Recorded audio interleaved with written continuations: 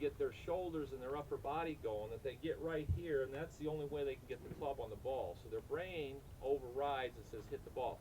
You sit somebody in a chair and you make them swing, do it again really slow. Just swing back and swing through. What they start to feel is, because they can't pull the club through with their bodies, they start to feel how to release the club. Now, I don't care whether you're a big muscle teacher or hands and arm teacher, nobody who's any good drags the club through the ball. Every single one of them, their arms go past their center. They have to. Otherwise, they'd start here and they'd finish like this. That doesn't happen. So how do you get them to do that? That's a really good drill to get people to feel hit. Now, the people we're working with, most of them have very little club head speed. Okay, that's good. You're good to go. Very little club head speed. So there's another little drill I do. And I'll go, okay, all I want you to do is take your club, make a 90-degree angle here, run the club into the ball, and make it hinge up to 90 degrees on the follow-through. And stop right there. Now, this is one of these little skills. Here's what most people will do when they try to do that. They'll get this one pretty good, but then they go.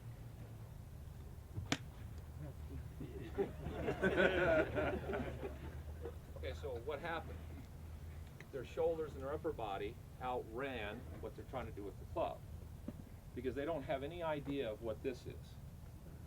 Now, remember earlier we were talking about left arm? Get into some things that I think are really important here. If there's one thing I've learned in all my years of teaching, probably one of the biggest destroyers of the golf swing is the left arm is not a puller. It is not a puller.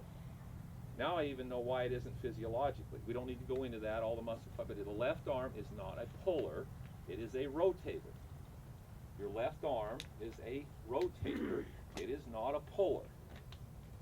If you come to this game with this concept,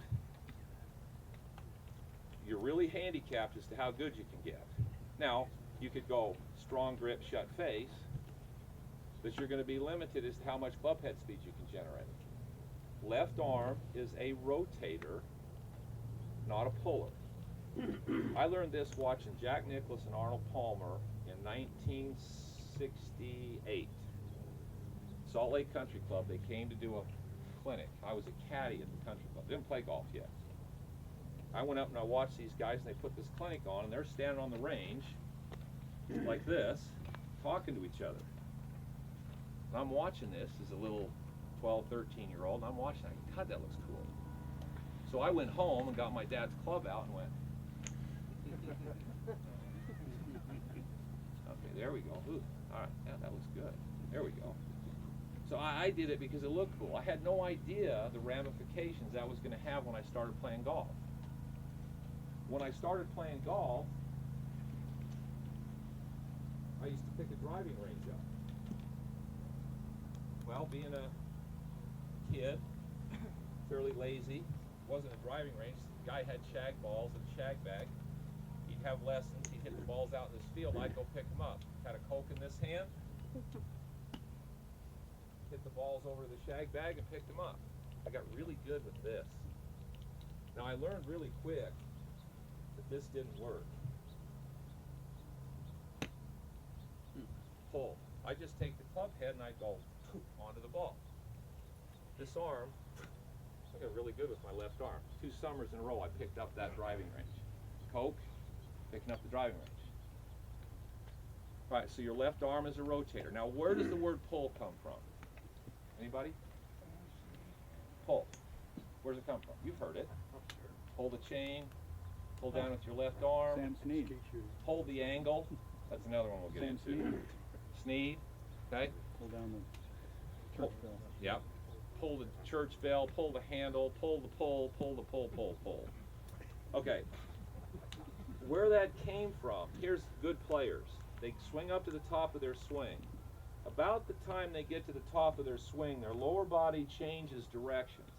When they change directions, it elongates the muscles in the left side of your body, what could be mistaken for a pull.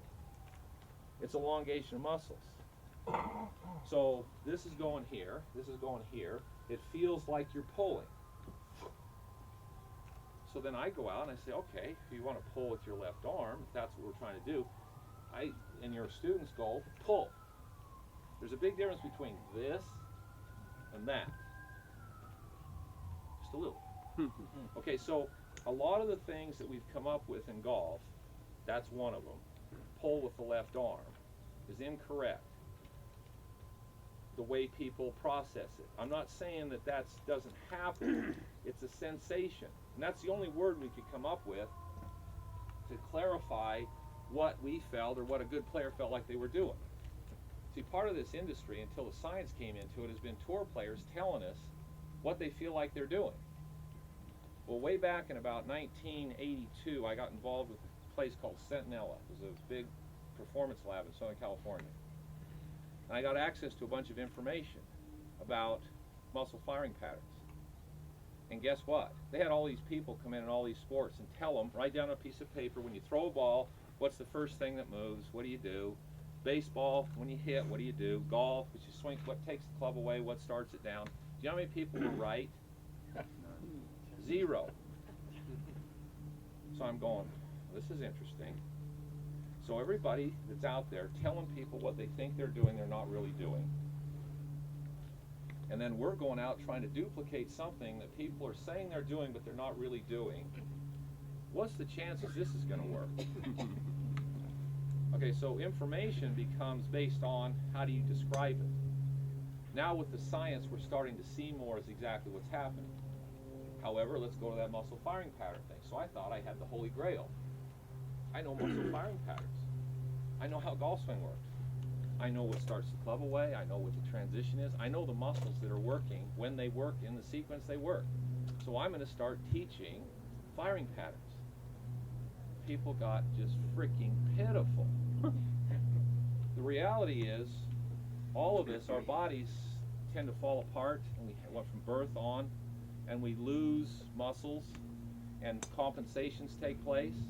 So what you feel like you're doing when you move and what I feel like I'm doing when I move are different because we don't all have access to the same firing patterns. We did when we were born, but we lose them. They get away from us. So firing patterns didn't work because it wasn't necessarily what the person was doing. So what I ended up doing is I said, okay, when I got somebody to do it right or better, I'd say, what do you feel like's happening there? Where was the gentleman that asked me about the kid that had the... Okay, so once you get somebody to make a different swing, what do you feel like you're doing there? Well, it feels like my right shoulder does do more of it. But feelings are individual. It would do me no good to tell you what I feel like when I swing a golf ball. It's me. Now we can get you to use the club correctly. How do you feel like when you do it right? What does it feel like to you? You have to identify your own feelings. They're not universal. Okay, any questions so far? You're all bored to death? Oh. Wow. Not at all. Okay. Yeah, you said that the left arm is a rotator, not a puller. It is a rotator, not a puller. Yes. And we read a few things by a few people that were incorrect, like Johnny Miller and Al Geiberger and... You are correct. You are correct. You've practiced. You've busted your ass trying to make your arm pull and figure out how to square the face. You couldn't do it because it won't work. Because what happens is you have offsetting forces in a golf swing. It's called physics. And when you have weight and force go in one direction, you've got to be doing something to offset it. So the pull is a sensation that they have. It's not a reality. They felt pull, but what they were doing in themselves structurally to make the face show up was very different. And I'm going to show you in a minute, just because so we talk about release. We'll get to that because that's one of the things that I think is very misunderstood in the golf swing. And it hurt me dramatically, and now I'm a whole lot better with it. I just wish I'd have known this when I was 25 instead of at 60, because it's too late. Plus Johnny was left-handed. He thought everything happened with his left hand. Well, actually, he wrote a book Miller using his right arm. Miller was left-handed. I mean, I watched Johnny practice, and Johnny's a great guy. I mean, I worked with his family, and I love Johnny. I've been around him a bunch. He used to practice at the course that I played at quite a bit. He could stand there with a 4-wood off the ground with his left arm only and go, hit it about 220 with a little draw. Johnny says the game's all right-sided. Well, if your left hand and left arm is that good, you can think of this a lot. He's left-handed. So he had to, this is all he thinks about is taking his right hand and goes bang. That's the whole game. Problem is, a lot of you, especially right-handed people with left arms that aren't very good, don't know what they're supposed to do. If they do that, they'll go, ugh. And then you talk about over the top. Now we're really over the top. So it works for some, not necessarily for others. Let's grab somebody else. Come on, right there. Come on up, please. You guys can jump in. I feel like a talking head now. Okay. Next big misconception in this game.